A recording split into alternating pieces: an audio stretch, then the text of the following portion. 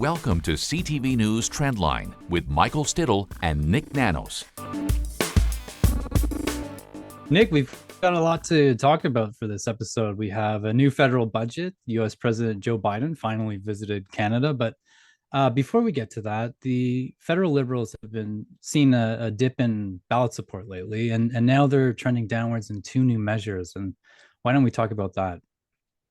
Well, they're in trouble. Michael, how about that? Actually, we haven't seen negative numbers like this for the Liberals right across the board. Notice how I'm trying to figure out I don't know, maybe before they won the election, perhaps in 2019 when they hit a rough spot with controversies related to Jody Wilson-Raybould. But all of the key indicators are not trending positively for the Liberals. Like, for example, preferred prime minister. Usually whoever is the prime minister has some sort of advantage. Right now, Pierre Poilievre outpolls Justin Trudeau. He's at 29-26 on the preferred prime minister rating. Jagmeet Singh's at 16. You know, the ballot numbers, you're talking about the ballot numbers. Conservatives 35, Liberals 29, NDP 19. That's a conservative win. So, you know, when we're looking at stuff like that, leadership and ballot preferences, usually the Liberals have been doing better over the course of their mandate. But right now, it's like everything's going wrong. And the Conservatives have wind in their sails, and the Conservatives have the upper hand right now, at least in the tracking numbers. So we've got bad news for preferred prime minister for Justin Trudeau, but the other measure I was referencing is the power index, which we haven't talked about lately. Can you sort of explain what that is? Yeah, the Nanos power index is for geeks. Now you want me to explain that? Yeah. So the power index is basically measures the strength of all of the federal parties, and it includes a combination. It's a model that includes a combination of vote preferences, preferred prime minister, accessible voters, like the proportion of Canadians that would consider voting for all of the parties, and also scores, leadership scores on each of the federal party leaders. And, you know, over the course of the last while, the Liberals have consistently had an advantage on the power index and had a stronger brand. Now we see the Conservatives surpassing them, you know, for the first time in a couple of years since the last election, when the Conservatives had a little bit of a surge. But, you know, right now the Conservatives score 50 points on the power index, the Liberals 47, NDP at 46. What does that mean? The Liberal and the NDP brand are basically about the same, while the Conservative brand is now stronger than both of those. The big difference, Michael, accessible voters, which is one of the key inputs. For the last, why don't we just say 50 years, the Liberals traditionally have always had a larger pool of accessible voters. That means people that would consider voting Liberal. And that was true in 2015 when they had their big win. But since 2015, the proportion of Canadians that would consider voting Liberal has gone down. So they've gone from a big tent, why don't we say, to a narrower tent.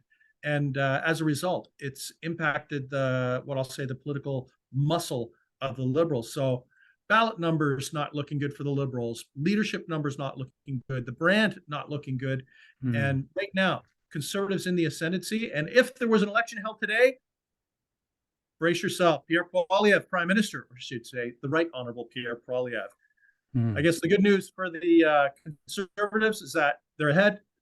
The good news for the Liberals is that the election is not now, Michael, because if it was, it would be really ugly for Justin Trudeau and the Red Team. So the NDP and the Liberals in no hurry to enter an election, and they still have that governing deal to apparently last until 2025. We'll see about that.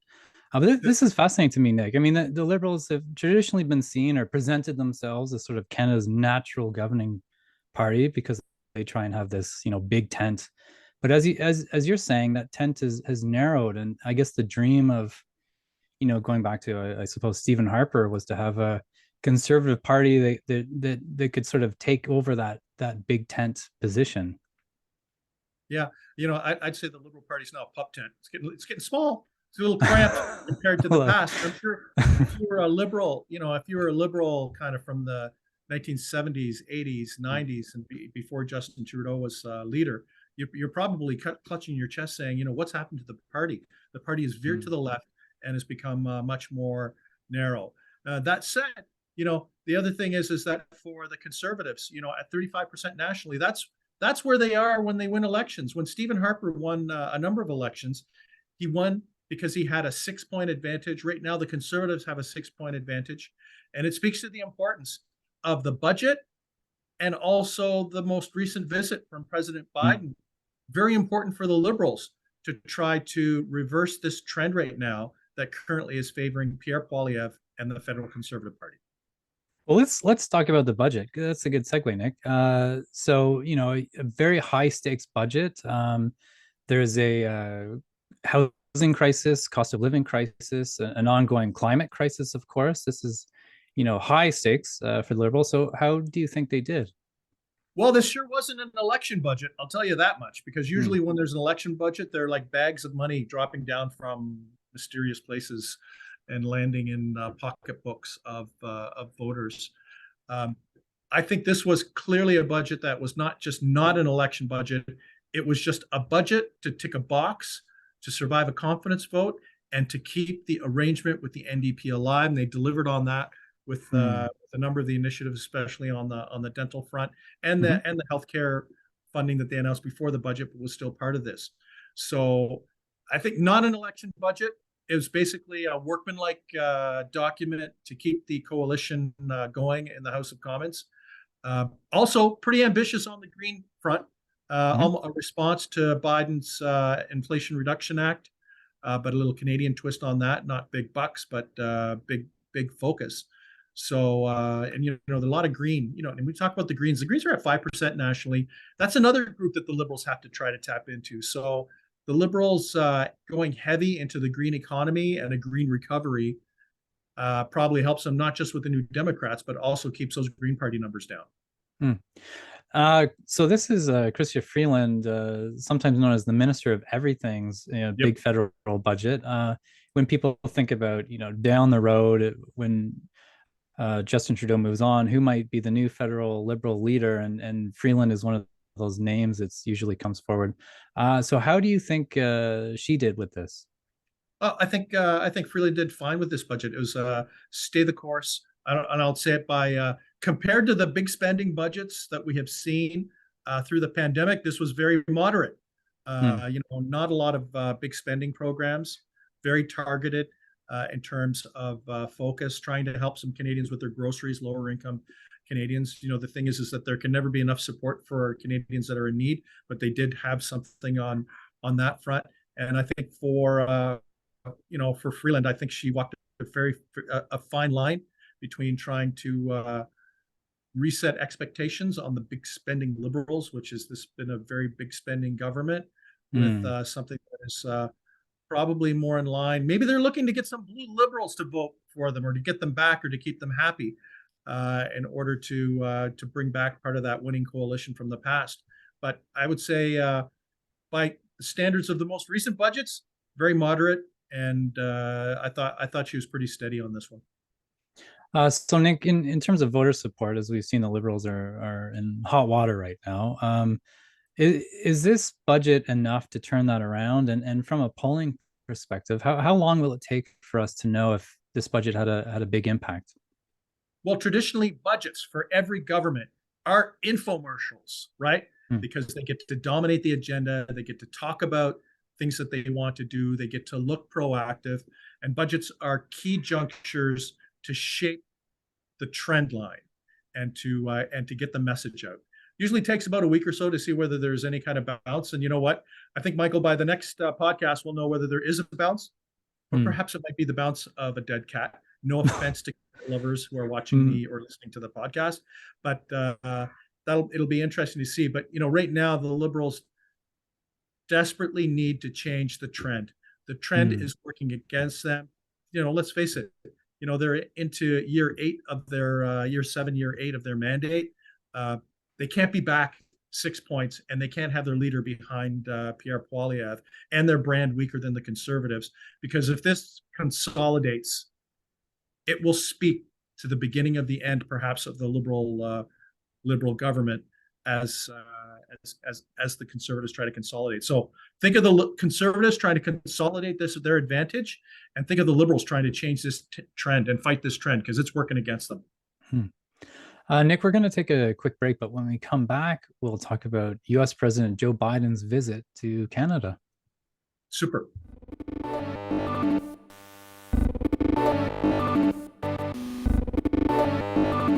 So, Nick, another big opportunity for the federal Liberals. U.S. President Joe Biden finally visited. He was elected back in 2020, and it took him a while, but he finally got here.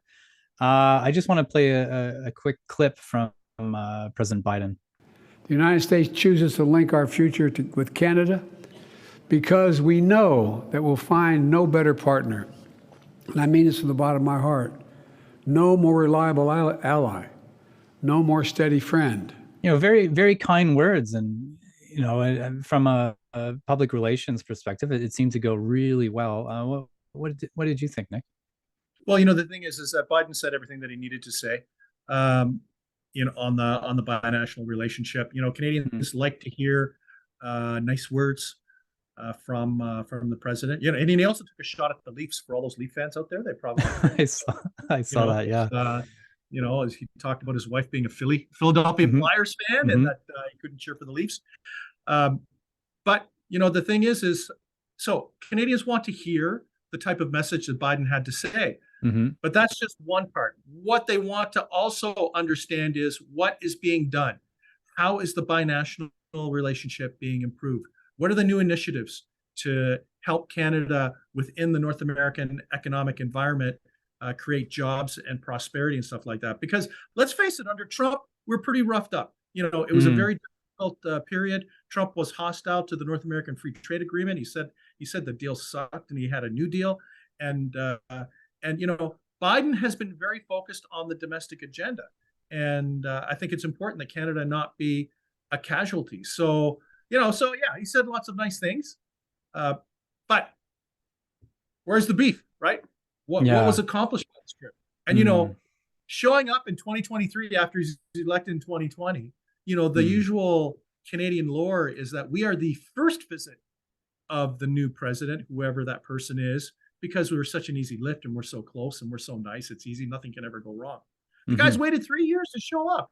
Like, come on, that's like, it's like a family get together, and, you've got a new partner, and, your partner doesn't meet your family for 3 years after you're married. Anyways, so I just think the words were very nice, but the actions could have been better in terms of a sooner trip and also something more specific. The words were very nice. I mean, he called us, no more, steady friend in Canada. But I want you to hear this clip, Nick. This is from U.S. President Joe Biden with his Australian counterpart. Listen to this. The United States has no closer or more reliable ally than Australia. Our nations have stood together for a long, long time. I don't know, Nick. I feel kind of jealous. Jealous? How about not special? Like it was a cut and paste job. Yeah. Cut and paste. He plagiarized his own speech, not plagiarization, I guess, when it's your own work. But is he going around telling this to everybody? Like, does he go to Germany and say there's not a better ally than Germany? Does he go to the United Kingdom, say there's not a better ally than the United Kingdom? And, when I remember when Biden first said this to Australia, back in Canada, people was like, what's up with that? I thought we were special. Not so much. But, this speaks to, Biden's obviously view that there is a group of countries, and why don't we count ourselves as one of those countries, because we'd like to try to be nice, that Canada is part of a group of countries that the Biden administration sees as their closest allies and most reliable allies. So why don't we just say that we're in a small club in the U.S. administration of countries that are like-minded and reliable allies to the U.S. to America as a result. But I think this goes back to we talked about, will the budget impact the trend line, which has been working against the Liberals. The other thing that usually impacts the trend line, state visits, because we look like a statesperson, right? Like statesman. And you'd think with the Liberals, and I'll tell you, it's no coincidence that the Biden visit and the budget are back to back, because when there are two events, sometimes they can disrupt the trend line. I didn't see anything in the Biden visit for Canadians to go, wow, that's fantastic, other than Biden likes us. So I don't think there's going to be a bounce out of the Biden visit, even though these visits many times, help move the numbers. We'll see what happens on the budget front. But why don't we just say stay the course, like an even trend line on the Biden visit. We don't know what will happen on the budget for another 7 to 10 days. Nik, I think we'll leave it there. As always, thanks very much. Take it easy.